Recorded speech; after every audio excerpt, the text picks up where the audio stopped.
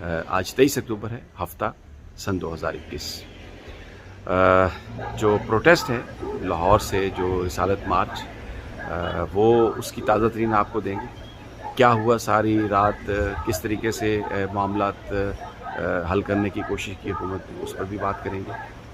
جو 2-3 پولیس والے جو ہیں ان کی ہلاکتوں کا مسئلہ، جن کے بارے میں یہ تھا کہ انہیں مظاہرین نے اپنی گاڑی کے نیچے دے کے مارا، وہ ان کی ایک آڈیو لیک ہوئی ہے، سب آپ دیکھ چکے ہیں۔ اس میں بھی آپ کو نظر آتا ہے کہ وہ معاملہ جو تھا وہ ڈالنے کی کوشش کی گئی مظاہرین پر تاکہ ان کو بدنام کیا جائے۔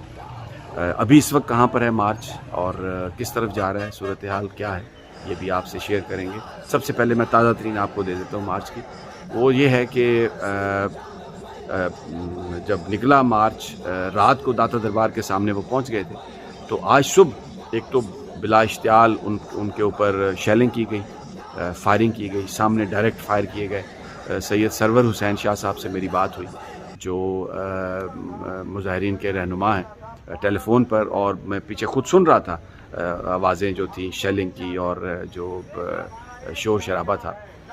2 آدمی وہاں پر اس وقت ان کی جان گئی، ایک کو سینے میں گولی لگی اور دوسرے کے سر میں گولی لگی، اور 15-16 لوگ ایسے جو شدید زخمی تھے اس وقت، اور ان کو ہاسپٹل لے جانے کی بھی اجازت نہیں دی جا رہی تھی۔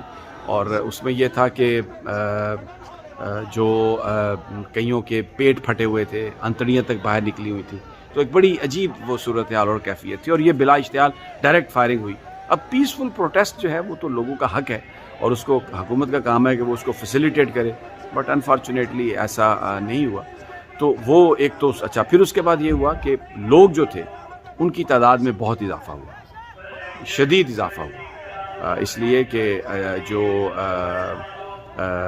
جب یہ خبریں، اور حالانکہ انٹرنیٹ اور ٹیلی فون سروس جو تھی وہ متاثر تھی، بند تھی، لیکن لوگوں کی تعداد میں اضافہ ہوا۔ اب صورتحال یہ ہے کہ پولیس بھاگ نکلی ہے وہاں سے، اور کنٹینرز جو ہیں مظاہرین نے خود سے ہٹا دیے، اور اس کے بعد راوی کا پل کراس کیا۔ راوی پل کراس کرنے کے بعد شدرہ سے وہ آگے آ گئے، شدرہ بھی اس کا کچھ حصہ کراس کر لیا مظاہرین نے۔ پولیس جو ہے وہ بھاگ چکی ہے، اور جو تعداد ہے، میں کوئی ایگزیجریٹ نہیں کر رہا، وہ 20-22 ہزار سے زیادہ تعداد ہے، اور لوگ اس میں اضافہ ہوتا جا رہا ہے۔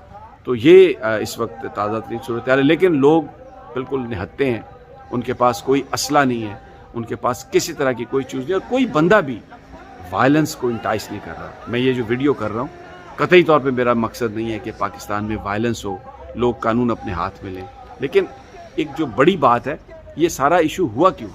اگر حکومت وعدہ خلافی نہ کرتی، پارلیمنٹ میں اس پہ ڈیبیٹ کروا لیتی، فیصلہ بھلے کوئی بھی ہوتا، وہ تو مان چکے تھے سعد رضوی صاحب کہ فیصلہ جو بھی ہوگا ہم تسلیم کریں گے، لیکن حکومت بجائے اس کے کہ پارلیمنٹ میں ڈیبیٹ کراتی، انہوں نے ان کو ہی گرفتار کر لیا، اور اپنے ٹائم لینے کے بعد بھی وعدے سے مکر گئی۔ پھر اس کے بعد ہائی کورٹ کے ریویو بورڈ نے، سپریم فیڈرل ریویو بورڈ نے، سب نے یہ کہا کہ سعد رضوی صاحب کی جو نظر بندی ہے، وہ جو شواہد پنجاب حکومت دے رہی ہے وہ ٹھوس نہیں ہے، اور یہ غلط ہے، لیکن پھر بھی ان کو رہا نہیں کیا۔ پھر اپیل پہ اپیل، تمام وہ جو ریاست کے پاس اختیار ہے اس کو استعمال کر کے، تو وہ ان کو نظر بند انہوں نے رکھا ہوا، جس پر لوگوں کا احتجاج ابھی بھی پیسفل احتجاج تھا۔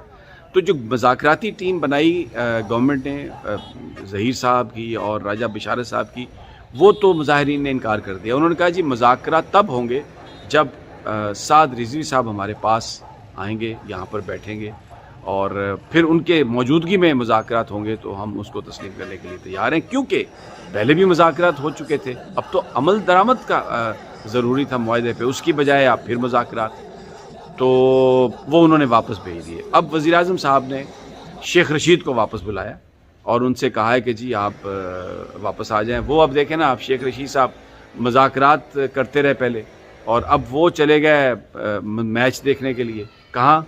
UAE۔ مجھے یہ بتائیے، قوم ایک ہیجان میں مبتلا ہے، اور شیخ رشید صاحب جو ہیں وہ میچ دیکھنے کے لیے چھٹی لے کے چلے گئے، لیکن اس طریقے سے وہ بچ نہیں سکتے۔ اگر وہ یہ سمجھتے ہیں کہ وہ ساری صورتحال سے اپنے آپ کو بچا لیں گے یہ کہہ کر کہ یہ لبیک والا معاملہ جب ہوا تو میں یہاں پر نہیں تھا، میں تو ملک سے باہر تھا، کوئی بندہ اس بات کو تسلیم کرنے کے لیے تیار نہیں ہوگا.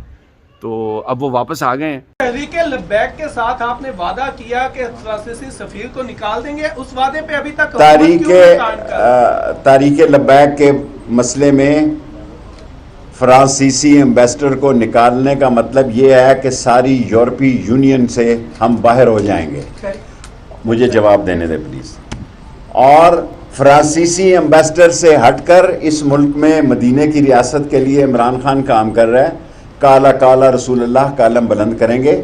اپوزیشن دیکھیں جتنا میڈیا اپوزیشن کو مل رہا ہے یہ غمازی کرتا ہے کہ اس ملک میں جمہوری سیاسی آزادیاں ہیں، اور ہم اگر وہ فرانس کے ایمبیسڈر کا مطلب یہ ہے کہ ہم یورپی یونین سے آج کی دنیا میں اپنے تعلقات کشیدہ کر لیں. ہم عاشق رسول ہے.